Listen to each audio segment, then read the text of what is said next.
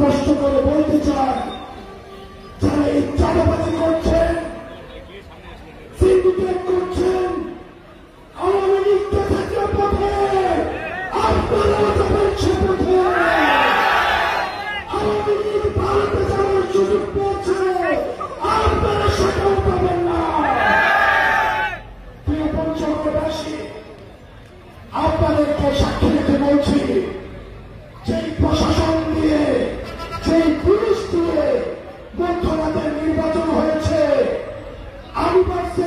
Election হয়েছে, সেই প্রশাসন এবং সেই পুলিশকে সংস্কার না করে আমরা আর কোন নির্বাচন আমরা আপাতত চাচ্ছি না।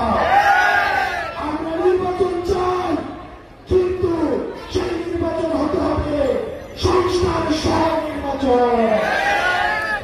বাংলাদেশের রাজনৈতিক দলগুলোকে বলতে চাই, আপনারা যেভাবে টাইম দিয়ে নির্বাচন চাচ্ছেন, ঠিক একইভাবে আপনারা বিচার এবং সংস্কারের জন্য টাইম দিয়ে আমরা আগামী যে নির্বাচন বিচার, সেই নির্বাচন গ্রহণ করতে গণপরিষদ নির্বাচন।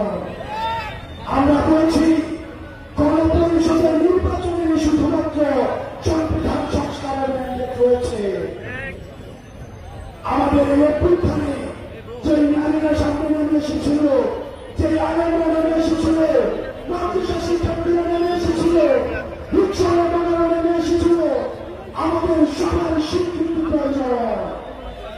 সেজন্য আগামী 3 আগস্ট আপনারা দেখবেন অনেক রাজনৈতিক দল আমাদের গণ অভ্যুত্থানে জুলাই সনদের বিপক্ষে অবস্থান নিয়েছে।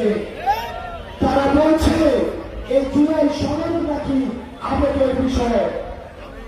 আমরা বলতে চাই, এই শিক্ষার্থীরা আবেগ দিয়ে রাস্তায় নেমে এসেছিল বলে আওয়ামী লীগকে হটানো সম্ভব হয়েছিল।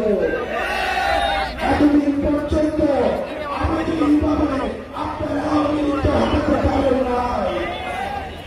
সুতরাং এই আবেগের আমাদের স্বীকৃতি প্রয়োজন। আপনারা 3 আগস্ট যেভাবে গত বছর ঢাকায় গিয়েছেন, আমরা আবারও এই বছরের 3 আগস্ট জুলাই সনদের জন্য আবার আমরা একসাথে ঢাকার উঠে যাত্রা করব। আপনারা সবাই ভালো থাকবেন, সুস্থ থাকবেন। আসসালামু আলাইকুম ওয়া রাহমাতুল্লাহ।